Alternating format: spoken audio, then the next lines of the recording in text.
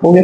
चलिए देखिए, लाइट का ये पूरा वीडियो है। इसमें सबसे पहले आपका रे ऑप्टिक्स है, ठीक है। इसके बाद वेव ऑप्टिक्स होगा, और टीजीटी में मैक्सिमम आपका रे ऑप्टिक्स ही आता है। वेव ऑप्टिक्स में आपका पोलराइजेशन या कुछ सेक्शंस और है, हो सकता है ग्रेटिंग से आता हो, डिफ्रेक्शन ग्रेटिंग से, बाकी आपका लाइट से आता है। जैसे अभी इस बार पूछा था टीजीटी में माइक्रोस्कोप के लिए कि अगर हम ऑब्जेक्टिव लेंस का फोकल लेंथ कुछ नहीं करते हैं और आईपीस का फोकल लेंथ डबल कर देते हैं तो मैग्नीफाइंग पावर क्या होगा, ठीक है।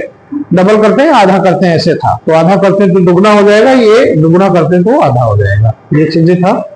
आपका एक क्वेश्चन था, जब दो लेंस एक दूसरे के कांटेक्ट में रखे जाते हैं एक दूसरे से डी दूरी पर, तो इक्विवेलेंट फोकल लेंथ क्या होता है, 1/F बराबर 1/F1 plus 1/F2 minus d/F1F2, ठीक है। ये चीजें हैं।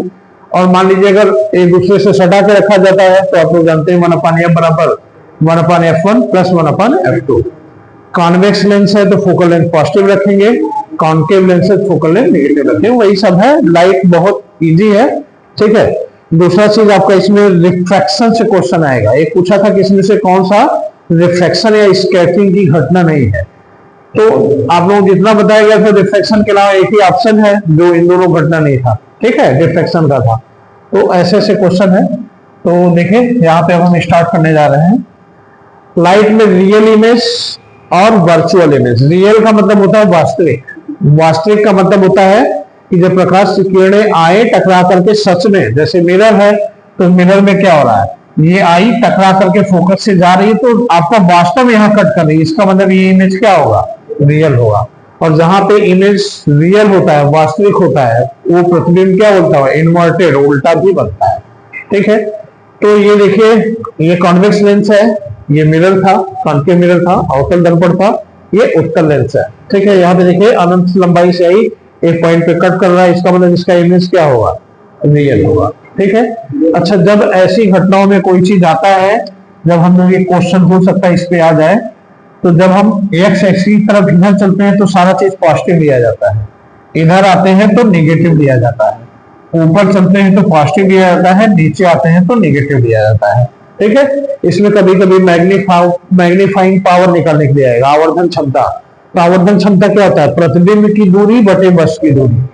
तो कौन सा दर्पण क्या है, किसमें कौन सा लेंस है, किस तरफ वस्तु रखा गया है, तो वस्तु की दूरी किधर होता है, माइंड में होना चाहिए, अगर है तो आप निकाल लेंगे, ठीक है। तो ये चीजें होता है।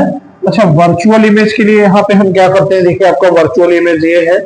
देखिए जैसे आपका ये उत्तल लेंस है, तो उत्तल लेंस में प्रतिबिंब क्या बनता है, हमेशा वर्चुअल आभासी बनेगा, आभासी बनता है और सीधा बनता है, ठीक है। इसमें हमेशा ऐसा होता है। तो जब कभी पूछे कि आपका प्रतिबिंब आभासी और सीधा हमेशा किस में बनता है, तो आपका ये क्या है, आपका ये कौन सा दर्पण है, उत्तल दर्पण है। और लेंस कौन सा है, कॉन्केव। तो दोनों में ये चीजें होती हैं, ठीक है। और बाकी कॉन्वेक्स में क्या होता है, एक एक्सेप्शन छठवें वाला केस जो आता है, जो मैंने आपको बताया था, उसमें होता है, ठीक है। अब देखिए क्या है, अब यहाँ पे कुछ चीजें मैं आपको यहाँ बता दे रहा हूँ। देखिए लाइट का दोहरा नेचर होता है, कण और तरंग दोनों जैसा, ठीक है, वेव एंड पार्टिकल दोनों जैसा।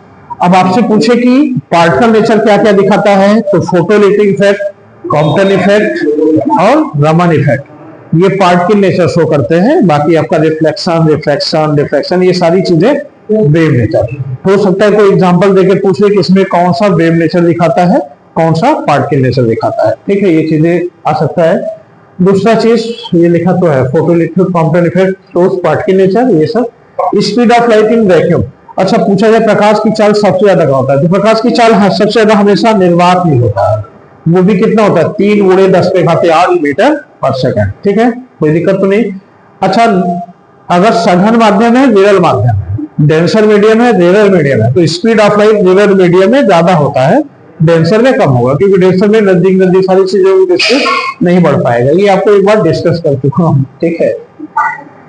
अब देखिए इधर है, ये लिखा है आपका, देखिए speed in rare medium be more than that of denser medium, ठीक है। अच्छा, जो लाइट आ रहा है इसमें जो पार्टिकल्स आते हैं, क्या है, ग्रुप या बंडल में आते हैं, उस बंडल या ग्रुप को हम क्या कहते हैं, फोटॉन कहते हैं, ठीक है। फोटॉन की एनर्जी E बराबर hv होता है, ठीक, ये तो सबको पता। फोटॉन का रेस्ट मास 0 होता है, ठीक है, ये हमेशा याद रखना है, ये चीजें हैं। अब इसके बाद इनकी कहानी खत्म हो गई। अब हम लोग आते हैं रिफ्लेक्शन ऑफ लाइट पे। देखिए रिफ्लेक्शन ऑफ लाइट पे आपका जो है कई चीजें, दो नियम इसके लिए आप लोग जानते हैं कि ये सरफेस है, लाइट आया फिर ऐसे रिफ्लेक्ट होकर चला गया, ठीक है, इधर चिकना तल है इधर खुरदुरा तल है। तो यहाँ पे क्या होता है, angle of incidence equal to angle of reflection, ठीक है, दोनों बराबर होते हैं। तीसरा एंगल ऑफ ये incident rays, reflected rays and normal, तीनों क्या होते हैं, एक ही तल में होते हैं। फिलहाल ये नियम नहीं, इंटेंसिटी बराबर नहीं होती है। तो इस सिचुएशन में क्या है, ये नियम नहीं पूछेगा लेकिन जान लीजिए, हो सकता है पूछ ले कि ये कौन सा नियम सही है गलत है, स्टेटमेंट खूब आ रहा है आजकल, ठीक है। अच्छा देखिए इसमें एक चीज और होता है, आफ्टर रिफ्लेक्शन, परावर्तन के बाद हम लोग अभी अपवर्तन में पढ़ेंगे कि जब प्रकाश की किरण एक माध्यम से दूसरे माध्यम में आती है तो आवृत्ति नहीं बदलता है, बाकी सारी चीजें बदलती है।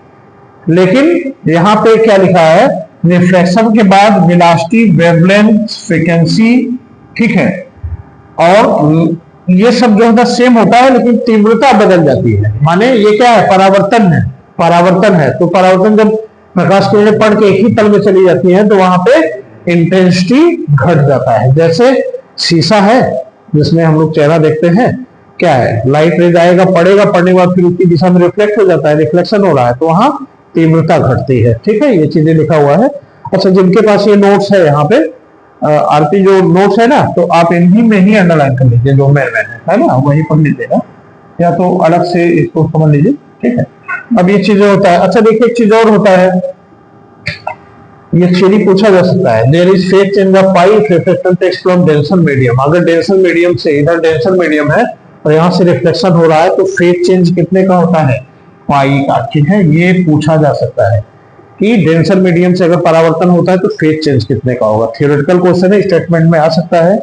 अच्छा दूसरा चीज, ये पूरी लाइन 180 डिग्री बना रहा है तो 180 में क्या होगा, इसको जोड़ देंगे, इसको जोड़ देंगे, इसको जोड़ देंगे, तीनों 180 के बराबर होगा। तो 180 बराबर angle of deviation, angle of incident, angle of reflection दोनों कर दिया, तो आई बराबर आर होता है, इसलिए 180 माइनस 2 पाई। तो आपको पूछा जाए परावर्तन में कि एंगल ऑफ डेविएशन विचलन कोण कितना होता है, तो 180 माइनस 2 आई या माइनस 2 आर भी लिख सकते हैं, ठीक है। 180 की जगह कभी कभी पाई भी लिखा जा सकता है, इतना आपको ध्यान देना है, ये पूछा जा सकता है, पूछा है, ठीक है। अब मैं जब समतल दर्पण की बात करता हूं तो अपवर्तन हम लोग पहले समतल दर्पण से स्टार्ट करते हैं, इसके बाद हमारा भी आएगा अवतल दर्पण, ठीक है। तो समतल दर्पण में क्या होता है, देखिए समतल दर्पण में जो इमेज बनता है वो क्या होता है, वर्चुअल, आभासी होता है, सीधा होता है, लैटरली इन्वर्टेड होता है, यही मेन है, यही कुछ आता है। लैटरली इन्वर्टेड मतलब ये दाया ऐसे अगर हम दिखा रहे हैं तो ऐसे बनता है, माने हम उसमें देखेंगे हमारा दाया कान इधर होगा तो हमें बाया दिखेगा, ठीक है, माने पी अगर ऐसे लिखा जाता है तो पी ऐसे हो जाएगा। लैटरली इन्वर्टेड का मतलब ये चीज होता है, जैसे देखिए लिखा तो है, जैसे ये पी ऐसे है तो ये पी ऐसे लिखेगा, ठीक है। देखिए ऑप्टिक्स ऐसे लिखा है, इन्होंने सामने ऐसे लिखा है तो ऐसे होता है। तो समतल दर्पण द्वारा तस्वीर क्या बनता है, वर्चुअल, आभासी, इलेक्ट सीधा, लैटरली इन्वर्टेड माने पी ऐसे है तो पी ऐसे, पार्श्व उत्क्रमण लिखते हैं, साइज में बराबर होता है, इक्वल डिस्टेंस पे बनता है, ठीक है, ये चीजें देखिए उतनी डिस्टेंस पे ऑब्जेक्ट रखा उतनी डिस्टेंस पे बनेगा, ये चीज होता है। तो आपसे पूछा जा सकता है कि समतल दर्पण में प्रतिबिंब कैसे कैसे बनता है, स्टेटमेंट आ सकता है। और नंबर ऑफ इमेज, अगर समतल दर्पण, दो समतल दर्पणों को ऐसे थीटा कोण पे बना दिया जाए, उसके बीच में कोई वस्तु रखी जाए और पूछे कि उसमें प्रतिबिंब की संख्या कितना बनेगा, तो 360 में से थीटा से डिवाइड कर दीजिए, ठीक है। जितना आएगा, अगर इवन आता है तो एक माइनस करके बता दीजिए 8 आता है, और अगर आड आता है, विषम आता है, वही रख दीजिए, इतना डीप पे नहीं जाना है, सिमेट्रिक एसिमेट्रिक इतना डीप पे नहीं आता है। दूसरा चीज, इसमें अगर कोई आदमी अपनी पूरी लंबाई देखना चाहता है समतल दर्पण में, तो आदमी की जितनी हाइट है दर्पण की ऊंचाई उसकी आधी होनी चाहिए, माने आदमी 6 फीट लंबा है तो दर्पण 3 फीट का होना चाहिए, ठीक है, ये चीजें हैं। इमेज समझ गए ना, बहुत फास्ट तो नहीं है, समझ में आ रहा है ना, रिवीजन परफेक्ट है, ठीक है। अब देखिए एक आदमी अगर क्लास के बीचों बीच रूम में है, ठीक है, और वो पीछे जो है क्या लिखा है? Person standing in the middle of room want to see the wall, बीच में पूरा दीवार पीछे का देखना चाहता है, तो mirror should have the length कितना होना चाहिए? उसका 1/3 होना चाहिए। पूरी लंबाई देखने के लिए दर्पण की लंबाई आधी होनी चाहिए, लेकिन अगर बीचों बीच बैठा है, पीछे का पूरा दीवार देखना चाहता है, तो कितना होना चाहिए? 1/3 होना चाहिए। मुझे लगता है कि समतल दर्पण पे इससे ज्यादा कुछ क्वेश्चन नहीं आएगा। एंगल ऑफ डेविएशन याद करना है, एक साइड में ही जाता है तो इंटेंसिटी केवल चेंज होता है, ये याद करना है।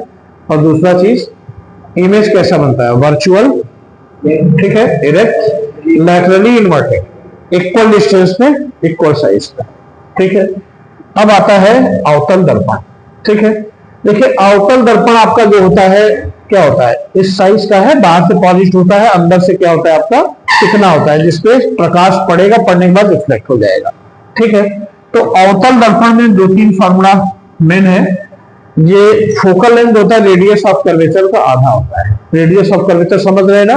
ये क्या है? गोलक का भाग है, यहीं से काट दिया, बाहर पेंट कर दिया, अवतल दर्पण हो गया। तो ये किसी न किसी का रेडियस ही तो था, तो ये रेडियस ऑफ कर्वेचर कहलाता है। तो फोकस दूरी अवतल दर्पण का जो होता है, रेडियस ऑफ कर्वेचर का आधा होता है। इसमें कभी कह दिया जाए वश की दूरी, तो वश की दूरी के लिए जैसे अवतल दर्पण है, हम यहाँ पे क्या करते हैं? इसी केस को देख लेते हैं, वाई एक्सिस बना दे, एक्स बना दे। इसमें क्या है? देखिए वस्तु भी आपका बाएं साइड है, यहाँ पे देखिए वस्तु बाएं साइड है, तो यहाँ पे क्या हो जाएगा आपका? ठीक है, u बराबर यहाँ पे क्या रखेंगे? नेगेटिव रखेंगे। प्रतिबिंब भी इधर बनना है, तो b बराबर भी नेगेटिव रखेंगे। जब भी नेगेटिव रखा जाएगा तो इसमें सारी चीजें ऐसे रखे जाएंगे, ठीक है। माने बाएं साइड जो चीजें होता है उसको माइनस रखते हैं, दाएं साइड प्लस रखते हैं।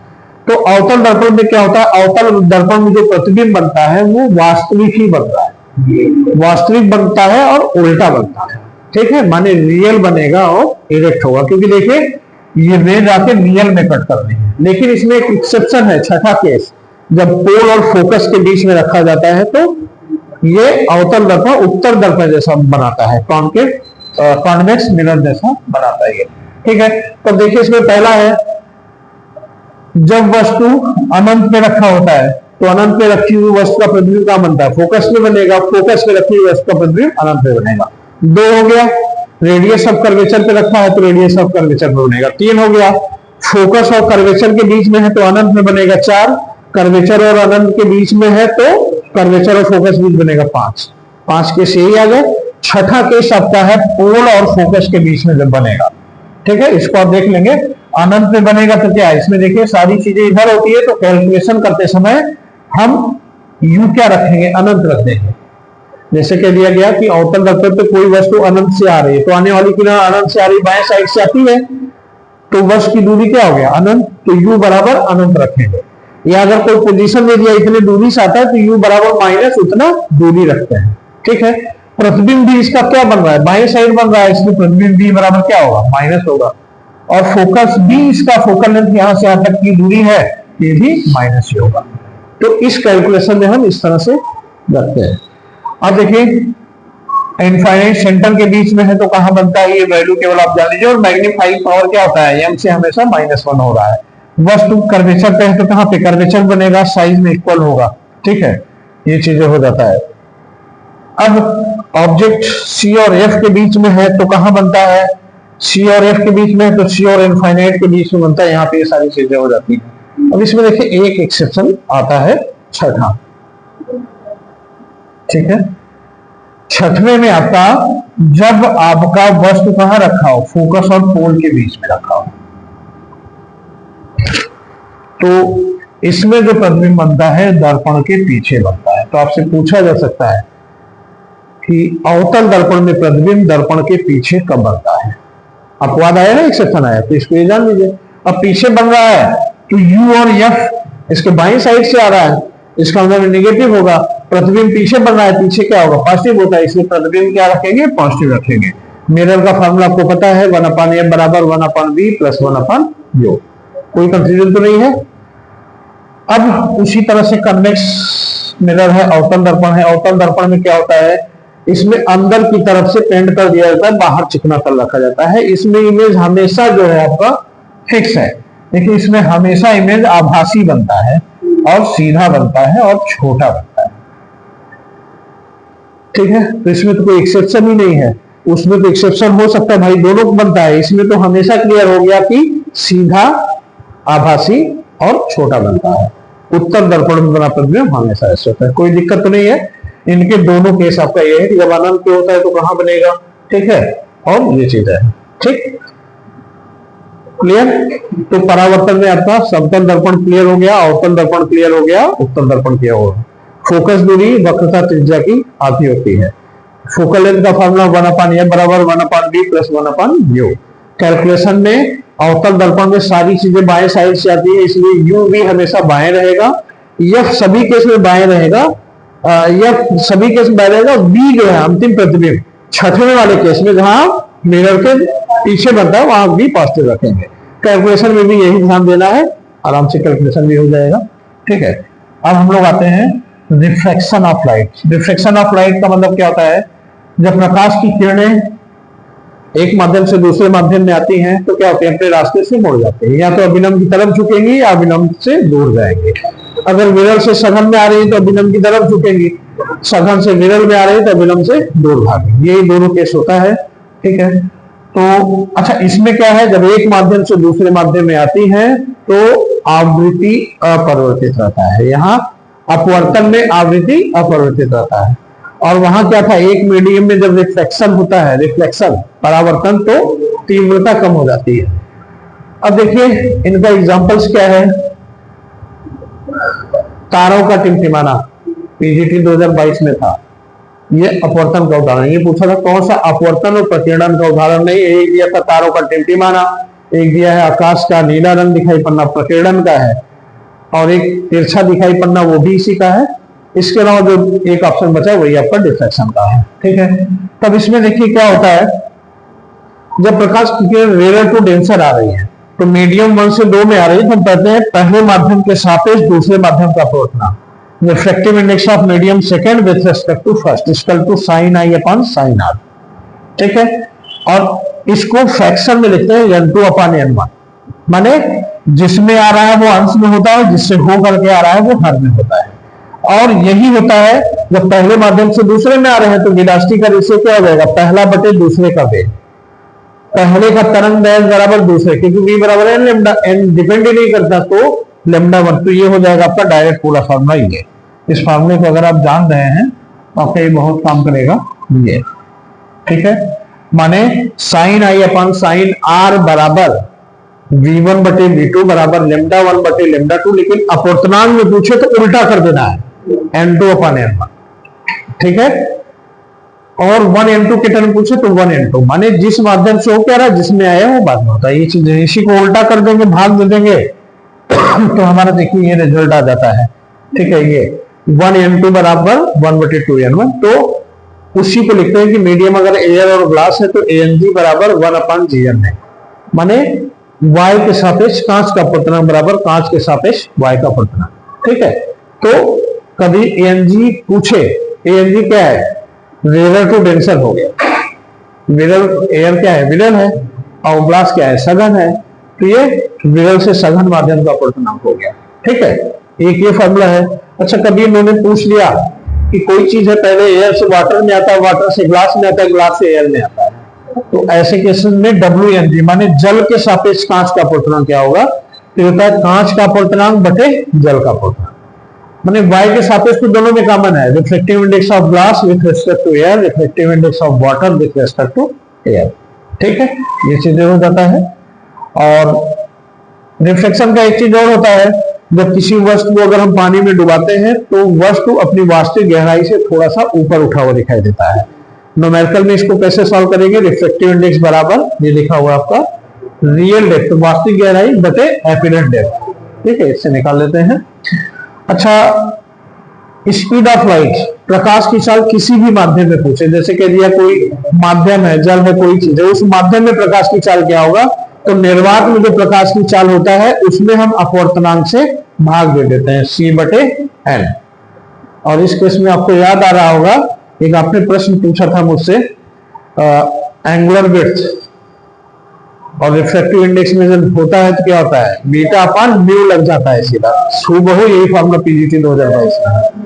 हाँ, अब देखिए एक क्वेश्चन इस पे भी था, ऑप्टिकल लेंथ वाला क्वेश्चन था पीजीटी 2022 में। ऑप्टिकल लेंथ का मतलब क्या होता है, एक लेंथ फिक्स होता है, चाहे मिनिमम हो या मैक्सिमम हो, वो लेंथ ऑप्टिकल लेंथ कहलाता है। ठीक है, तो इस ऑप्टिकल लेंथ को पार करने में कितना समय लगेगा, तो समय बराबर दूरी बटे चाल होता है।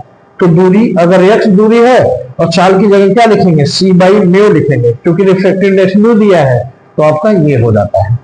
ठीक है, अरे दूरी x दूरी को पार करने में कितना समय लगेगा, तो समय बराबर दूरी बटे चाल, तो x बटे c बटे म्यू या c बटे n, तो म्यू ऊपर आ गया, ये रख दिया। ठीक है, ये चीजें हो गया।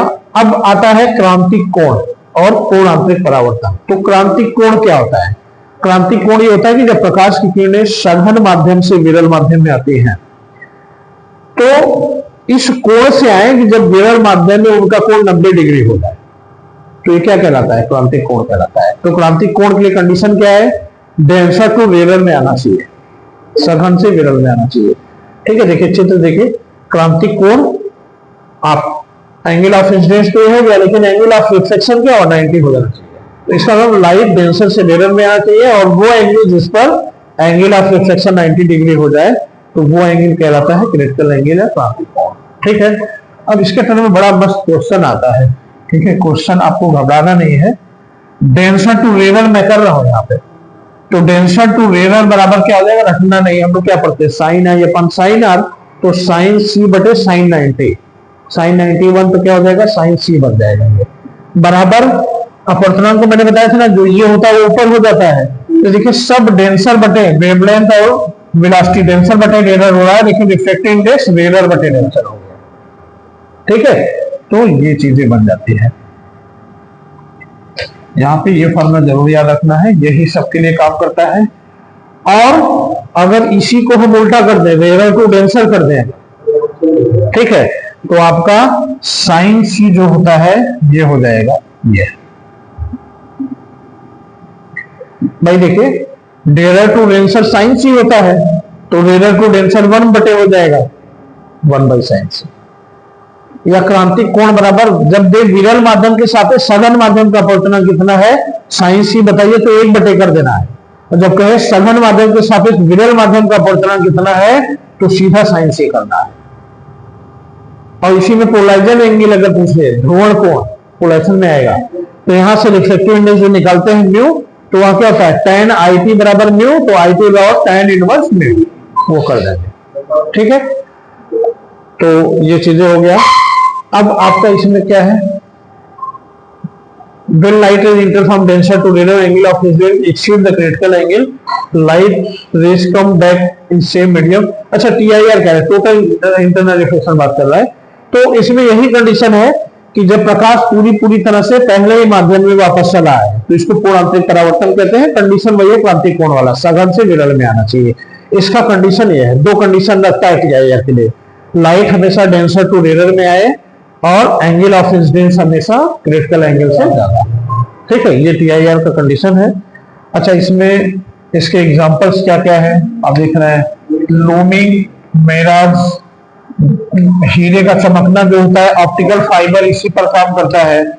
और field of vision of fish और स्विमर, जब कोई आदमी पानी के अंदर तैरता है चश्मा लगा के, या कोई मछली तैरती है, तो उसको ऊपर का संसार कैसा दिखता है, शंकुआकार, कोण आकार, और वो शंकुआकार ये दिखता है। ठीक है, ये शंकु हो गया, ये रेडियस हो गया। अगर ये एंगल सी है, ये है, तो tan थीटा लगा देंगे, tan थीटा लंब बटे आधार होता है, तो वही देखिए r बराबर क्या हो जाएगा, यस tan थीटा हो जाएगा। ठीक है, या यस tan सी की जगह इसका अपवर्तनांक n है, तो ये हो जाएगा यस बटे म्यू स्क्वायर, या n होता तो n स्क्वायर माइनस 1 होता है। ठीक है, ये रेडियस आ गया। अगर वो पूछे कितना एरिया दिख रहा है, तो पाई r स्क्वायर कर दीजिए, इसका एरिया पता चल जाएगा। ठीक है, तो इस पे कभी क्वेश्चन आए तो यहाँ पे कर लेते हैं कि मछली अगर तैर रही, तो ऊपर का संसार जो दिख रहा है उसका सर्किल का रेडियस क्या होगा, तो r बराबर h tan c, जितनी गहराई उसके साथ कितना कोण बनाना है।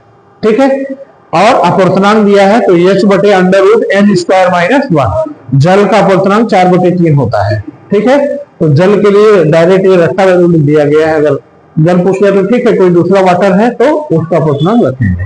ठीक है, ये चीजें हैं। अब हम आते हैं लेंस पे, यहां तक सबको समझ में आया कि नहीं। ठीक है, देखिए लेंस क्या होता है, कांच का एक ऐसा स्ट्रक्चर है ये आपका कॉन्वेक्स लेंस है। कॉन्वेक्स लेंस का मतलब कन्वर्स करना। तो कॉन्वेक्स लेंस क्या करता है, आनंद से आने वाली किरणों को एक पॉइंट पे कन्वर्स करता है, इसीलिए कॉन्वेक्स लेंस को कन्वर्जिंग लेंस कहते हैं। उत्तल लेंस को अभिसारी लेंस कहते हैं। अच्छा, चूंकि ये वाई एक्सिस के राइट साइड है, इसलिए इसका फोकल लेंथ क्या होता है, पॉजिटिव होता है। एक अंधा आदमी कैसे बताया गया कॉन्वेक्स लेंस है, कॉन्वेक्स लेंस बीच में मोटा और किनारों पर पतला होता है। ठीक है, ये चीजें होती है। इसके द्वारा जो प्रतिबिंब है क्या है, वास्तविक बनता है। ठीक है, अब अवतल लेंस देखिए, अवतल लेंस के आनंद से आने वाली किरणें यहाँ पे आती है, ये डाइवर्स करता है, डाइवर्जिंग लेंस है तो इसको फैला देता है, तो मान लिया जाता है ये पीछे आके यहाँ मिल रहा है, इसलिए इसके द्वारा माना गया प्रतिबिंब है तो ये क्या है, रियल नहीं है, ये वर्चुअल है। तो इसके द्वारा जो प्रतिबिंब बनता है वो क्या होता है, वर्चुअल और इरेक्ट, माने आभासी और सीधा। ये डाइवर्जिंग लेंस है, डाइवर्स करता है, इसलिए इसको अपसारी लेंस कहते हैं। मान लिया गया, अच्छा देखिए इसका फोकल लेंथ लेफ्ट साइड आ रहा है, तो अवतल लेंस की फोकस दूरी ऋणात्मक होती है। ठीक है, अब मैग्निफिकेशन पूछा जाए तो मैग्नीफाइंग पावर होता है कि प्रतिबिंब जितनी ऊंचाई तक बना है बटे वस्तु कितनी ऊंचाई पे रखा है, ये होता है। और अगर प्रतिबिंब की दूरी दिया गया है तो प्रतिबिंब की दूरी भी बटे वस्तु की दूरी दो, ये चीज रखते हैं। अब किसमें कैसा इमेज बना उसके हिसाब से रखते हैं, तो पता चल जाता है आवर्धन किसका क्या पॉजिटिव या नेगेटिव क्या आएगा। ठीक है, पावर ऑफ द लेंस जब हम लगाते हैं तो पावर ऑफ द लेंस क्या होता है, 1 बटे फोकल लेंथ, 1 मीटर बटे फोकल लेंथ होता है। फोकल लेंथ सेंटीमीटर में है तो मीटर को चाहे सेंटीमीटर कर लीजिए, चाहे फोकल लेंथ को मीटर में कन्वर्ट कर लीजिए। अगर उत्तल लेंस यूज किया जाता है तो फोकल लेंथ पॉजिटिव होता है, इसलिए पावर पॉजिटिव डायोप्टर में आएगा। टीजीटी में ये फिक्स है, आया नहीं है टीजीटी में आ सकता है। पावर फोकल लेंथ दोनों में से एक देके दूसरा पूछा जा सकता है। और अगर अवतल लेंस यूज होता है तो अवतल लेंस की फोकस दूरी नेगेटिव होती है, इसलिए पावर आपका नेगेटिव डायोप्टर में आएगा। ठीक है, ये चीजें हैं। अगर दो लेंस हैं जिसकी फोकल दूरी f1 f2 है, दोनों को आपस में जोड़ दिया गया, जोड़ने के बाद जो इक्विवेलेंट फोकल लेंथ पूछा जाता है कैपिटल F, उसके लिए फॉर्मूला लगाते हैं 1/f बराबर 1/f1 प्लस 1/f2, ये लगता चला जाता है। पावर क्या हो जाएगा, P बराबर P1 प्लस P2। लेकिन अगर कॉन्वेक्स लेंस है तो फोकल लेंथ और पावर दोनों पॉजिटिव होगा, कॉन्केव है तो दोनों नेगेटिव होगा। ठीक है, तो अगर एक कॉन्वेक्स एक कॉन्केव है तो ये फॉर्मूला लगेगा, और दोनों लेंस एक दूसरे से d डिस्टेंस पे है तो फोकल लेंथ का ये फॉर्मूला है जो पीजीटी 2022 में क्वेश्चन आया है, और पावर का ये फॉर्मूला। ठीक है, इक्विवेलेंट फोकल लेंथ क्लियर हो गया। अब आगे आते हैं हम लोग लेंस मेकर्स फार्मूला। देखिए लेंस मेकर फार्मूला ये क्लियर है आपका। ठीक है, 1 फोकल लेंथ बराबर रिफ्रैक्टिव इंडेक्स -1 1/r1 -1/r2। ध्यान दीजिएगा ये R1 R2 बनाया गया है, दो गोले हैं, R2 इसका रेडियस ऑफ कर्वेचर है, R1 इसका है। इसके y एक्सिस बीच में अगर हम ये बना दें, ऐसे बीच में अगर हम y एक्सिस बना दें तो आप समझ गए, राइट साइड प्लस लेते हैं, इस साइड माइनस रखते हैं। तो अगर आपसे कहा जाए कि दोनों का रेडियस ऑफ कर्वेचर बराबर है तो फोकल लेंथ क्या होगा, तो आप ये फॉर्मूला, इसमें खूब न्यूमेरिकल आता है। ठीक है, इसी पे खूब आता है, वो दे देगा अपवर्तनांक कितना है, रेडियस ऑफ कर्वेचर इक्वल है r इतना है, तो फोकल लेंथ बताइए, तो n-1 2 बटे r। ठीक है, ये चीजें हो जाता है। अब जैसे कभी कहा जाए कि कोई लेंस अगर एयर में रखा है तो फोकल लेंथ क्या होगा, तो 1 फोकल लेंथ एयर में, रिफ्रैक्टिव इंडेक्स हो जाएगा एयर के रिस्पेक्ट में ग्लास का रिफ्रैक्टिव इंडेक्स -1। ये वाटर में रखा जाएगा तो ये हो जाएगा, दोनों को डिवाइड कर देते हैं तो आता है। जैसे कहा जाता है कोई लेंस एयर में फोकल लेंथ कितना है, वाटर में इसका फोकल लेंथ कितना हो जाएगा, उसके लिए आपका फार्मूला जो है ये हो जाता है। ठीक है, जल में फोकस दूरी लेंस का, y में फोकस दूरी ये हो जाएगा ANG, माने y में ग्लास का अपवर्तनांक, और ये WNG जल में अपवर्तनांक। जल में अपवर्तनांक निकालने के लिए क्या करेंगे, WNG बराबर ANG बटे NW करके निकालने के लिए आ जाएगा। ठीक है, अच्छा जब दोनों मटेरियल का बराबर हो रिफ्रैक्टिव इंडेक्स तो ये 1 हो जाएगा, 0 आ जाएगा, तो फोकल लेंथ अनंत आ जाएगा। तो ये कैसा बिहेव करेगा, समतल दर्पण जैसा बिहेव करेगा। जब कभी दे दे कि ग्लास को ऐसे मटेरियल में डाला जाता है जिसका अपवर्तनांक बराबर है, तो दोनों का अपवर्तनांक बराबर है तो WNG 1 आया, 1 आया तो 1 - 1 0, और किसी चीज में 0 डिवाइड करें फोकल लेंथ अनंत आएगा। अनंत फोकल लेंथ किसका होता है, प्लेन ग्लास प्लेट का ही होता है। ठीक है, ये चीजें हो गया, वही कंडीशन इन्होंने यहाँ पे दिया हुआ है यहाँ पे। ठीक है, जैसे AMG ग्रेटर ANW से है। ठीक है, जब कांच का अपवर्तनांक ऐसे लिक्विड में डाला जाता है जिसके अपवर्तनांक से ज्यादा है, तो WLG हमेशा 1 से ज्यादा आएगा, तो जल में फोकस दूरी हमेशा बढ़ी हुई आएगी। ठीक है, जैसे कांच को जल में डुबाया जाता है तो जाहिर सी बात है जल का अपवर्तनांक कम होता है, कांच का ज्यादा होता है, इसलिए हमेशा फोकल लेंथ बढ़ जाता है। वही केस जब दोनों का बराबर हो, ऐसे कैसे WLG 1 आएगा या अनंत आएगा, प्लेन ग्लास प्लेट जैसा बिहेव करेगा। तीसरा, जब कम होता है तो WLG 1 से कम आएगा, इसका मतलब कॉन्वेक्स लेंस कॉन्केव जैसा बिहेव करेगा, कॉन्केव कॉन्वेक्स जैसा बिहेव करेगा। ये थ्योरेटिकल क्वेश्चन है इसके। अब देखिए Newton's formula for Lenz direct आता है कि लेंस के एक साइड वस्तु इतनी दूरी पर रखा है, प्रतिबिंब x2 दूरी पर बन रहा है, तो फोकल लेंथ बनाइए। तो दोनों साइड का फोकल लेंथ का मल्टीप्लिकेशन x1 गुणे x2 होता है, फोकल लेंथ इक्वल हो जाए तो m बराबर अंडर रूट x1 x2 होता है। तो डायरेक्ट पूछ लेगा कभी न्यूटन्स फार्मूला क्या है, तो under root x1 x2 focal है। या दे देगा कि वस्तु x1 दूरी पे है, जैसे लीजिए वस्तु 9 सेंटीमीटर की दूरी पे है, प्रतिबिंब 4 सेंटीमीटर की दूरी पर बन रहा है, तो फोकल लेंथ क्या हो जाएगा, 9 × 36 अंडर रूट 36 6। ठीक आ सकता है। दूसरा डिस्प्लेसमेंट मेथड जो होता है, इसके द्वारा हम कॉन्वेक्स लेंस का फोकल लेंथ ज्ञात करते हैं। ध्यान दीजिए फोकल लेंथ बहुत कम पूछा गया है। ठीक है, जैसे आपका दो लेंस है, दोनों एक दूसरे से एक डिस्टेंस पे है, तो इसके द्वारा प्रतिबिंब I1 यहाँ बन रहा है, इसके द्वारा प्रतिबिंब I2 यहाँ बन रहा है, वस्तु आपका यहाँ रखा गया है। तो पूछता है कि साइज ऑफ ऑब्जेक्ट, ऑब्जेक्ट का साइज क्या है, तो ऑब्जेक्ट का साइज क्या है, अंडर रूट दोनों के प्रतिबिंब का गुणक आया हुआ है। खूब क्वेश्चन इस पे कराया गया है। 9 सेंटीमीटर 4 सेंटीमीटर प्रतिबिंब बनता है, तो वस्तु की ऊंचाई क्या हो जाएगी, 9 × 36 6। ठीक है, फोकल लेंथ का कम आया। अगर फोकल लेंथ पूछता है तो d² - x², d क्या है, दोनों के बीच की दूरी -x²/4d। ठीक है, और यही x बराबर बटे m1 - m2 होता है। m1 होता है 1 का I1/O, m2 होता है I2/O। आपके लिए जो क्वेश्चन ज्यादा इंपॉर्टेंट है वो ये खूब आया है। डायरेक्ट कई बार फार्मूला पूछा था, थ्योरी भी पूछा जाएगा, ये भी है। ये एक्सेप्शन केस में, लेकिन फार्मूला एक बार देख लीजिएगा। ठीक है, दिए देगा सीधा आपका न्यूटन डिस्प्लेसमेंट का है। ठीक, अगला डिफेक्ट्स इन लेंस, ये भी क्वेश्चन आपका पीजीटी में था 2022 में। लेकिन लेंस में जो डिफेक्ट्स होता है दो तरह का होता है, एक होता है क्रोमेटिक एब्रेशन, एक होता है स्फेरिकल एब्रेशन। ठीक है, क्रोमेटिक एब्रेशन का मतलब होता है, इसमें देखिए कलर्ड एंड ब्लर्ड होता है, इमेज जो होता है वो कलर्ड और ब्लर्ड होता है। ठीक है, देखिए चूंकि रिफ्लेक्टिव इंडेक्स वायलेट का ज्यादा होता है रेड से, और फोकल लेंथ इसका उल्टा होता है, इसलिए फोकल लेंथ रेड का ज्यादा होता है, तो फोकल लेंथ दूर पर वो बनाता है और वायलेट पहले फोकस कर जाता है। ठीक है, तो अलग अलग कलर के अलग अलग फोकस बन जाता है, ये क्रोमेटिक एब्रेशन है। और इसके लिए येलो का जो फोकल लेंथ होता है अंडर रूट रेड और वायलेट के बराबर होता है। ठीक है, इसमें कंडीशन क्या है अक्रोमेटिज्म की दूर करने की, ये ω1/f1 बराबर ω2/f2 माइनस साइन के साथ, ये दोनों को प्लस करके जोड़ दीजिए। ठीक है, ω1 डिस्पर्सिव पावर है और f1 f2 दोनों का फोकल लेंथ है। अच्छा, दूसरा कंडीशन क्या है, दोनों के बीच की दूरी क्या रखना चाहिए, ω1 f1 + ω2 f2/ω1 + ω2। ω1 ω2 ω बराबर हो जाए तो क्या आ जाएगा, f1 + f2/2, माने d। ये ज्यादा से ज्यादा इंपॉर्टेंट आपका यही है कि इसके लिए अगर d पूछा जाए क्रोमेटिक एब्रेशन में, तो d बराबर क्या होता है, 1/2 f1 + f2। आपके एलटी में भी यही पूछा था। स्फेरिकल एब्रेशन और क्रोमेटिक दोनों का सेम हो गया, तो f1 f2 का रेशियो बताइए। तो क्रोमेटिक में क्या होता है, 1/2 f1 + f2, और स्फेरिकल में क्या होता है, f1 - f2। ठीक है, ये चीजें होता है। तो यहाँ पे ये है, और इस पर भी क्वेश्चन आता है, दे देगा कभी डिस्पर्सिव पावर ω1 इतना है, फोकल लेंथ f1 इतना है, डिस्पर्सिव पावर इतना है, फोकल लेंथ बताइए। तो ω1/f1 + ω2/f2 बराबर 0 कर देते हैं, इधर करेंगे माइनस में आ जाएगा। ठीक है, तो ये चीजें होता है। अब दूसरा स्फेरिकल एब्रेशन होता है। स्फेरिकल एब्रेशन में आपका ये था पैराक्सियल और मार्जिनल रेस के बारे में ये चीजें था। तो पैराक्सियल आपका पहले ही फोकस कर जाता है, मार्जिनल आपका यहाँ पे फोकस कर जाता है।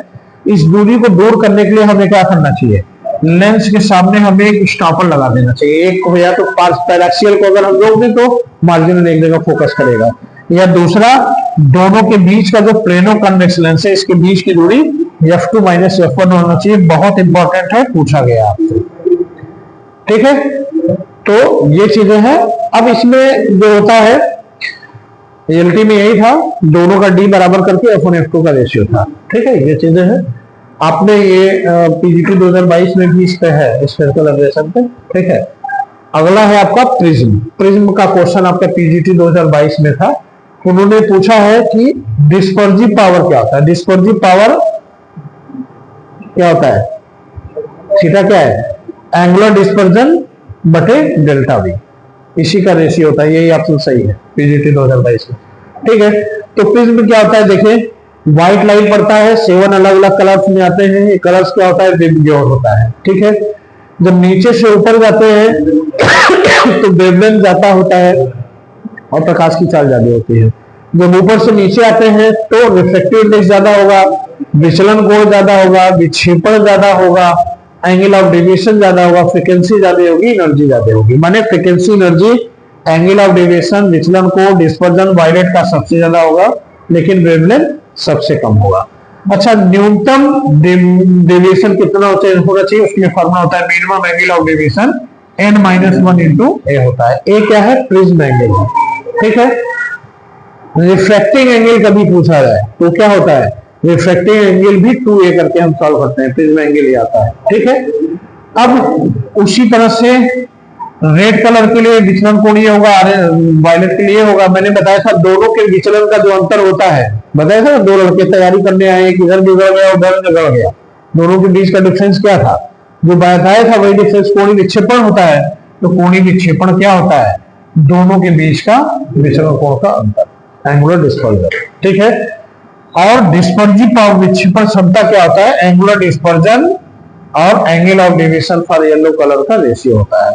इसलिए फॉर्मूला ये हो जाता है। ये आपका पीजीटी 2022 में थियरी पूछा है, एंगुलर डिस्पर्जन और वायलेट कलर के लिए एंगल ऑफ डेविएशन का रेशियो ही डिस्पर्जिव पावर विक्षेपण क्षमता होता है। ठीक है, और एंगुलर डिस्पर्जन माने कोणीय विक्षेपण क्या होता है, किसी दो रंग के विचलन कोण का अंतर ही कोणीय विक्षेपण होता है। ठीक है, अब प्रिज्म में अपवर्तनांक बराबर sine delta M plus A by 2 होता है, साइन ए बाई 2 होता है।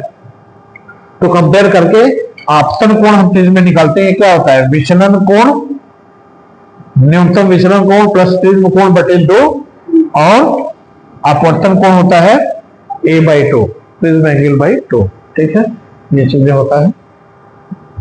चलिए, स्कैटरिंग ऑफ लाइट, प्रकाश का प्रकीर्णन। प्रकाश का प्रकीर्णन जो होता है ना, वो क्या होता है, जैसे प्रकाश की किरणें आती हैं, पृथ्वी पर टकराती हैं, टकराने के बाद ऊपर उठ करके एकदम बिखर जाते हैं, ये क्या कहलाता है, प्रकाश का प्रकीर्णन कहलाता है।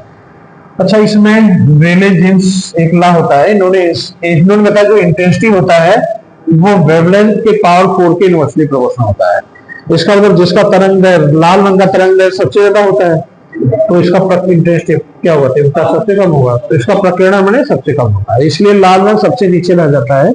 इसीलिए खतरे का सिग्नल और सारी चीजें लाल बनाई जाती है। ठीक है, हाँ, आसमान नीला क्यों दिखता है, क्योंकि बैगनी और इन सब का वेवलेंथ कम होता है, ये प्रकीर्णन तो एकदम ऊपर चली जाती है, इसलिए आसमान का रंग लाल दिखाई पड़ता है। तो ये प्रकीर्णन की घटनाएं होती हैं। ठीक है, लिखा है आपका स्काई लुक्स ब्लू, आसमान का रंग नीला।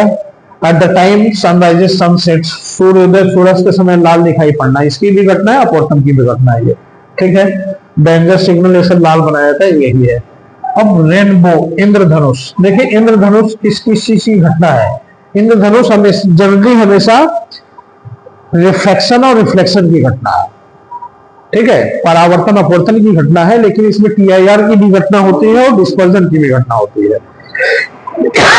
इसमें क्या होता है, प्राइमरी रेनबो, सेकेंडरी रेनबो होता है, प्राथमिक और द्वितीयक। सूर्य के हमेशा अपोजिट दिशा में जब वाटर की ड्रॉपलेट्स लटकी होती है, सूर्य का प्रकाश पड़ता है, तो वहां से अपवर्तन भी होता है, परावर्तन भी होता है, जिसके कारण ये बनता है प्राइमरी रेनबो ज्यादा चमकीला होता है सेकेंडरी रेनबो के कंडीशन में। हाँ, अच्छा, प्राइमरी रेनबो में क्या होता है, देखिए इसमें आपका 2 बार रिफ्लेक्शन होता है, 2 बार अपवर्तन होता है और 1 बार रिफ्लेक्शन होता है। ठीक है,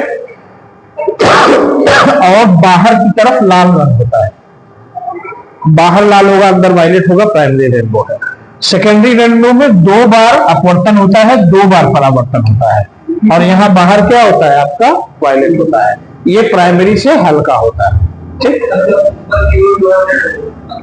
हाँ, अब मानव में जो डिफेक्ट होता है माइपिया, निकट दृष्टि दोष जिसको कहते हैं। निकट दृष्टि दोष में नजदीक की चीजों को वो देख सकता है, दूर की चीजों को नहीं देख सकता है, ठीक है। इस दृष्टि दोष को दूर करने के लिए देखिए क्या होता है, अवतल दर्पण का प्रयोग किया जाता है, ठीक है। अवतल दर्पण का प्रयोग करके इस दृष्टि दोष को दूर करते हैं। यहाँ क्या होता है, रेटिना से पहले ही फोकस कर जाता है, आंख में कॉन्वेक्स लेंस होता है। हाँ, अगर जैसे हम x दूरी देख पा रहे हैं और अगर हम y दूरी देखना चाहते हैं, तो जो हमें फोकल लेंथ लगाना चाहिए अवतल दर्पण का, वो फोकल लेंथ कितना होना चाहिए, xy बटे x माइनस y। इसी का उल्टा कर देंगे, पावर आ जाएगा। दूसरा होता है हाइपरमेट्रोपिया, दूर दृष्टि दोष। दूर की चीजें दिखाई देती है, नजदीक की चीजें नहीं दिखाई देती। क्यों? रेटिना के बाहर फोकस हो रहा है, तो इसमें हम क्या करते हैं, उत्तल लेंस लगा लेते हैं, कॉन्वेक्स लेंस लगाते हैं, ठीक है। ये चीजें प्रेसबायोपिया बुढ़ापे में होता है, आप लोग देखते होंगे। हाँ, चश्मे में दोनों लगा होता है, उत्तल और अवतल लेंस दोनों लगा होता है, ठीक है। ये प्रेसबायोपिया है। कहाँ गिरा? उधर ही है ना, चलो ठीक है। तो ये चीजें होता है। और आपका माइक्रोस्कोप, माइक्रोस्कोप क्या होता है, छोटी छोटी वस्तुओं को दिखाने के काम आता है, ठीक है। सिंपल माइक्रोस्कोप, कंपाउंड माइक्रोस्कोप होता है। इसमें देखिए जो कंपाउंड माइक्रोस्कोप होता है, वश की तरफ जो लगा होता है ऑब्जेक्टिव लेंस कहते हैं, आंख की तरफ जो होता है आई लेंस कहते हैं। इसमें आई लेंस बड़ा होता है, ठीक है। ये चीजें हैं। और इसमें कंपाउंड माइक्रोस्कोप में जो प्रतिबिंब बनता है आभासी और इन्वर्टेड होता है, ठीक है। अच्छा, जो टोटल मैग्नीफाइंग पावर होता है ऑब्जेक्टिव लेंस का, इसका दोनों का मल्टीप्लिकेशन, ये पूछा जाता है। आवर्धन क्षमता मल्टीप्लिकेशन हो जाता है ऑब्जेक्टिव का और आई लेंस। जैसे ले लिया ऑब्जेक्टिव का मैग्नीफाइंग पावर इतना है, आई लेंस का इतना है, तो टोटल मैग्नीफाइंग पावर क्या होगा, गुणा कर देना है, ठीक है। अच्छा, ये अनंत पे प्रतिबिंब बनता है तो मैग्नीफाइंग पावर ये होता है, किसी डी डिस्टेंस पे बनता है तो ये होता है। यही दिया था पीजीटी 2022 में। एफ का मान आधा करते हैं, डबल करते हैं, यही करके पूछा है, तो एम का मान क्या होगा, ठीक है। ये चीजें हैं। और रिसोल्यूशन लिमिट ये भी पूछा है, 1.2 टू लेमडा बटे 2 साइन अल्फा होता है। रिजॉल्विंग पावर इसका उल्टा होता है, तो क्या हो जाएगा, 2 म्यू साइन थीटा पर 1.22 अल्फा। म्यू साइन थीटा को न्यूमेरिकल एपरेचर भी कहते हैं, ये भी आया वो क्वेश्चन है। न्यूमेरिकल एपरेचर सूक्ष्मदर्शी में क्या होता है, म्यू साइन थीटा, ठीक है। टेलीस्कोप में हम आते हैं। टेलीस्कोप में क्या है, देखिए एस्ट्रोनॉमिकल टेलीस्कोप होता है। यहाँ पे ऑब्जेक्टिव लेंस बड़ा हो जाता है, आई लेंस से दोनों कॉन्वेक्स लेंस यूज होता है। Resolving power 1.22 lambda upon D होता है। रिसोल्यूशन लिमिट और रिजॉल्विंग पावर डी बटे इतना। कई बार पूछा है कि रिजॉल्विंग पावर, विभेदन क्षमता और तरंगदैर्घ्य में क्या रिलेशन होता है, उल्टा रिलेशन होता है, ठीक है। अच्छा, इनका पूछ लेता है कि अनंत पे मैग्नीफाइंग पावर इतना है और सूक्ष्मदर्शी ये दूरदर्शी की लंबाई इतनी है नली की, तो F0 F का रेशियो पूछता है। तो आप ये जरूर याद कर लीजिए कि F इनफाइनाइट पे अगर हो रहा है तो ये फार्मूला होता है और लंबाई ये होता है। दोनों इक्वेशन बना के जैसे आपका ऐसे आ जाएगा, -F0 बटे F बराबर 2 3 ऐसे कुछ आ जाएगा, और F0 प्लस F बराबर 5 6 ऐसे कुछ आ जाएगा। तो F और F0 निकालना होता है। तो ये दोनों फार्मूला याद कर लीजिए, ठीक है। अब आपका विकिरण फ्लक्स है। विकिरण फ्लक्स जो होता है टोटल एनर्जी रेडिएटेड बटे सेकंड वाट यूनिट होता है इसका। ल्यूमिनस फ्लक्स, ज्योति flux, total light energy emitted by source बटे सेकंड होता है, इसका मतलब ल्यूमेन होता है, ठीक है। और ल्यूमिनस एफिशिएंसी, ल्यूमिनस इंटेंसिटी, ज्योति तीव्रता। ज्योति तीव्रता क्या होता है, ल्यूमिनस फ्लक्स, ज्योति फ्लक्स बटे कोणीय वेग। तो ये क्या हो जाएगा, ल्यूमेन बटे स्टेरेडियन, इसी को कैंडला कहते हैं। अच्छा, इसका मान 4 पाई भी होता है, तो फाई बराबर 4 पाई आई होता है। तो फाई क्या है आपका, ज्योति फ्लक्स, और आई क्या है, ज्योति तीव्रता। तो ज्योति फ्लक्स ज्योति तीव्रता में रिलेशन क्या है, फाई बराबर 4 पाई आई, ठीक है। अच्छा, इल्यूमिनेंस जिसको कहते हैं प्रदीप्त घनत्व, प्रदीप्त घनत्व, ये क्या होता है, ज्योति फ्लक्स बटे क्षेत्रफल। ये ज्योति फ्लक्स बटे ओमेगा है और ये ज्योति फ्लक्स बटे क्षेत्रफल है। तो ये होता है ल्यूमेन बटे मीटर स्क्वायर, या इसी का यूनिट लक्स और फोट होता है। ठीक है,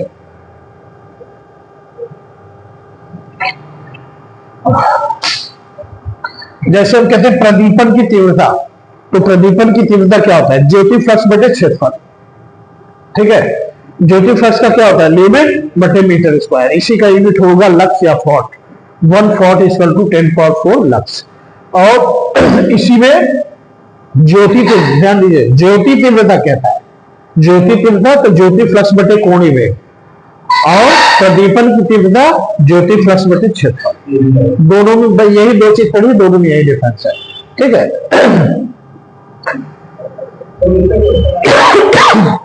हाँ आगे बता रहे, लैम्बर्ट्स कोसाइन लॉ क्या होता है? आई डैश बराबर आई कॉस थीटा बटे आर स्क्वायर। ठीक है, पूछता है आर के डायरेक्टली इनवर्सली क्या होता है, ये सब है। अच्छा, फोटोमेट्री का थियरी है, एक पर्दा है, एक लाइट इधर है, एक लाइट इधर है, दोनों की तीव्रताएं I1 I2 है और दोनों R1 R2 की दूरी पर है। तो ऐसे सिचुएशन में इनका फॉर्मूला होता है, दोनों के प्रतिबिंब घनत्व बराबर होगा तो I1 बटे R1 स्क्वायर बराबर I2 बटे R2 स्क्वायर रखा जाता है। जैसे दे दिया जाए कि पर्दे से 2 सेंटीमीटर की दूरी पे एक बल्ब जल रहा है, उसकी तीव्रता इतना है, दूसरे साइड 3 सेंटीमीटर दूरी पे एक बल्ब जल रहा है जिसका तीव्रता I2 है, तो दोनों की तीव्रता का अनुपात ज्ञात कीजिए। तो इससे क्या हो जाएगा? R1/R2 का होल स्क्वायर। अब आपका रे ऑप्टिक्स खत्म हो गया। अब हम लोग आते हैं वेव ऑप्टिक्स पे। वेव ऑप्टिक्स थोड़ा सा है, अभी बहुत जल्दी तो नहीं, अभी समझ में आ रहा है नहीं? ठीक है, मतलब लग रहा है ना पूरा तैयारी के पर्पज से। ठीक है, ये बहुत कम है। देखिए इसमें इतना जानिए, वेव फ्रंट क्या होता है। तो वेव फ्रंट जो होता है, पॉइंट सोर्स के कारण वेव फ्रंट जो होता है वो क्या होता है? स्फेरिकल होता है। ठीक है, और लाइन सोर्स के कारण जो होता है बेलनाकार होता है। तो पॉइंट सोर्स के कारण जो होता है इंटेंसिटी R स्क्वायर होता है, और ये होता है क्योंकि एरिया कितना हो जाता है? 4πr स्क्वायर, और बेलनाकार में एरिया होता है 2πrl, इसलिए इंटेंसिटी 1/r करके हो जाता है। देखिए ये ठीक है, और एम्पलीट्यूड क्या होता है? अंडर रूट इंटेंसिटी होता है, तो ये निकल जाएगा। Due to plane wave front, plane wave front के कारण ये 0 होता है। ठीक है,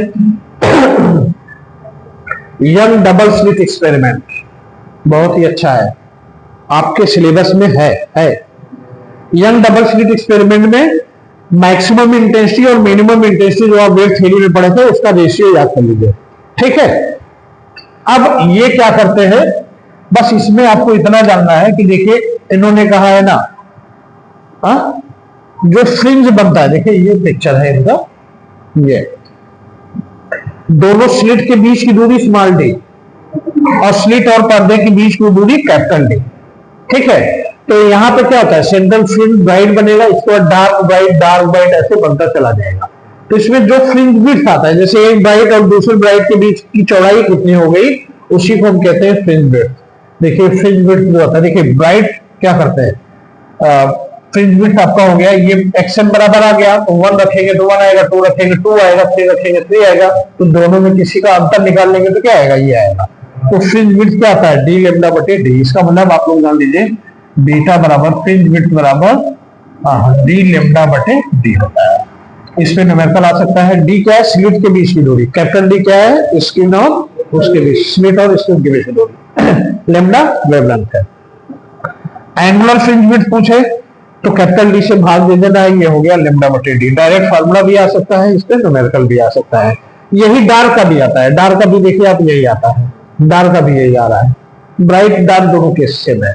अब इसमें एक क्वेश्चन कभी अगर ऐसा पूछ ले कि वेवलेंथ n1 है, फ्रिंज की संख्या n1 है, वेवलेंथ λ1, फ्रिंज की संख्या n2 है, वेवलेंथ λ2 है, तो ये फार्मूला आप याद कर लीजिए, ये फार्मूला काम का है। Fringe width, angular fringe width, ये फार्मूला काम का है। और अगला, अगर इसको हम किसी पानी में डाल देते हैं जिसका अपवर्तनांक म्यू है, तो जल में फ्रिंज विड्थ बटे जल का अपवर्तनांक। डायरेक्ट फार्मूला पीजीटी 2022 में इस बार है, और घबराइए नहीं, ये तो डायरेक्ट फार्मूला ही है। अगर वैल्यू रख देगा तो कभी कभी 3/4 बीए भी कर देगा, तो सोचो ये 3/4 कहां से आ गया? जल में डाला जाता है, जल के अपवर्तनांक भी है। ये था, और यही कुछ दिन पहले मनोज पूछे थे हमसे, ठीक है ना। तो ये चीज हो गया। अच्छा, कभी कभी आएगा मिसिंग वेवलेंथ कितना होता है, तो मिसिंग वेवलेंथ होता है डी स्क्वायर बटे 2n-1d। घबराना नहीं है, सब विषम की संख्या बताए। देखिए डी स्क्वायर बटे डी, डी स्क्वायर बटे 3d, डी स्क्वायर बटे 5d, मतलब इस फॉर्म में 1 2 3 रखेंगे तो यही सब आता है। तो एक बार ऑप्शन आप देखेंगे तो समझ में आ जाएगा। डी स्क्वायर बटे डी, डी स्क्वायर बटे 3d, डी स्क्वायर बटे 5d। क्या क्या इंपॉर्टेंट है फिर से बता दे रहा हूं। Young double slit experiment, centre fringe क्या होता है, हमेशा ब्राइट होता है। उसके बाद ब्राइट डार्क ऐसे ऐसे आएंगे। तो ब्राइट आने के चांसेस क्या है, एक्शन बराबर एन डी लेमडा बटे डी। पहला किस पे आएगा, डी लेमडा बटे डी। दूसरा इनकी जगह 2 रखेंगे, 2 डी लेमडा पर डी। तीसरा किस पे आएगा, 3 डी लेमडा पर डी। फ्रिंज विड्थ दोनों रिलीज कर देंगे, डी लेमडा पर D. Angular fringe width capital D से भाग दे देंगे, लेमडा बटे डी। ये 2 चीज पढ़ना है। तीसरा ये फार्मूला एनमल लेमडा 1 फ्रिंज की संख्या वेवलेंथ, और चौथा अपवर्तनांक, किसी जल में लिक्विड डाला जाता है उसके अपवर्तनांक में क्या है, मिसिंग वेवलेंथ। कहानी खत्म।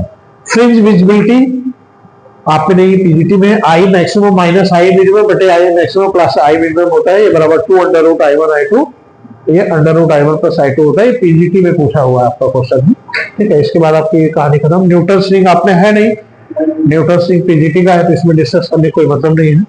डिफ्रैक्शन भी आपका नहीं है, फ्रेक्शनल भी नहीं है। ये क्या है, डिफ्रैक्शन सिंगल स्लिट नहीं है, ग्रेटिंग भी नहीं है, हाफ पीरियड जोन भी नहीं है, जोन टेल भी नहीं है। Polarization, very good. Polarization, polarization मतलब होता है अनपोलराइज्ड लाइट, अध्रुवित प्रकाश। नॉर्मल बल्ब का प्रकाश सभी दिशाओं में फैल रहा है, ये क्या है, अनपोलराइज्ड लाइट है। जब ये अनपोलराइज्ड लाइट, पोलराइजर में क्वार्ट वेवलेट कई चीजें होती है, जब उससे गुजरती है तो ये क्या हो जाती है, पोलराइज हो जाती है, और उसकी जितनी तीव्रता थी वो तीव्रता क्या होती है, आधी हो जाती है। और जब एनालाइजर पोलराइजर परपेंडिकुलर है तो थीटा 90 होता है, तो यहाँ कोई भी लाइट नहीं आएगा। लेकिन जब दोनों पैरेलल है तभी आता है, ठीक है। और यहाँ जो एनालाइजर के बाद प्रकाश की किरणें आती है, मेलस ला कहते हैं, आई बराबर आई कास स्क्वायर थीटा। ये पीजीटी फार्मूला पूछा है, ठीक है। हाँ, आई बराबर, हाँ न्यूमेरिकल था उसको, आई बराबर आई कास स्क्वायर थीटा टोटल आता है। और अब यहाँ लोग गड़बड़ाते क्या है, आई, ये जो I0/2 आया है ना, ये रखना है आप लोग, ये मान चलिए I0/2 मतलब आई तीव्रता आया, पोलराइजर बाद I/2 हो गया, इसके बाद I0/2 का स्क्वायर थीटा हो गया। फार्मूला क्या होता है, आई का स्क्वायर थीटा। ये मेलस ला है, ये पूछा गया। बंद हो गया।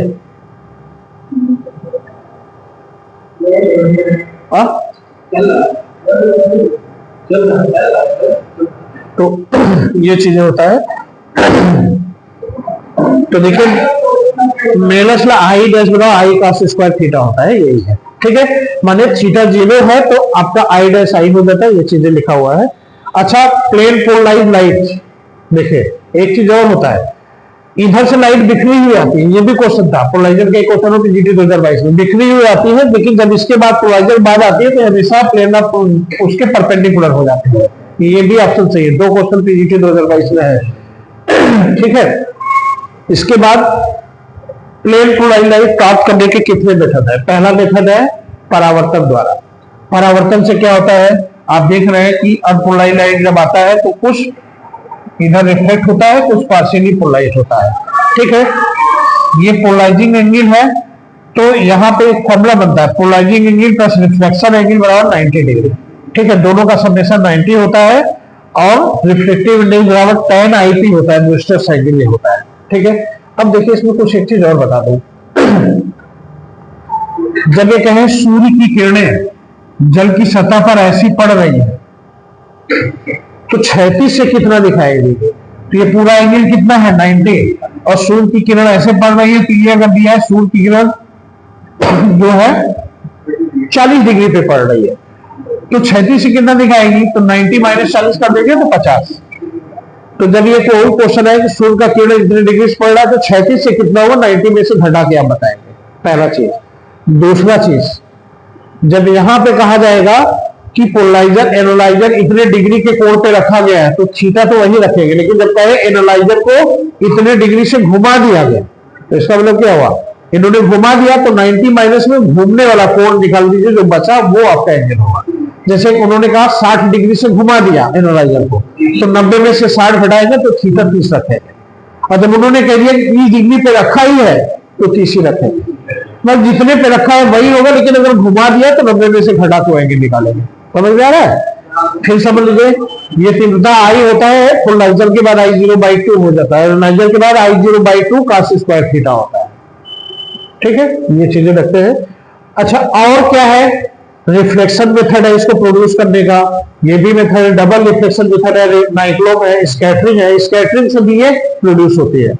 और अगला specific rotation and optical activity, इसका केवल फार्मूला याद करिए, फार्मूला ही आता है, ये स्पेसिफिक रोटेशन अल्फा बराबर ऑप्टिकल रोटेशन थीटा, नली की लंबाई एल, सी कॉन्स्टेंटेशन होता है, कॉन्सेंट्रेशन माने किसका कितना मास बटे उसका वॉल्यूम। जैसे चीनी को पानी में घोला तो कितने लीटर पानी में कितना चीनी घोला, वही उसकी सांद्रता निर्धारित करता है, तो सांद्रता बराबर द्रव्यमान बटे आयतन, ये लंबाई, ये ऑप्टिकल एंगल है, ये स्पेसिफिक रोटेशन है। इतने में ही न्यूमेरिकल आपका बन के आएगा, डायरेक्ट फॉर्मूला रहेगा। ठीक है।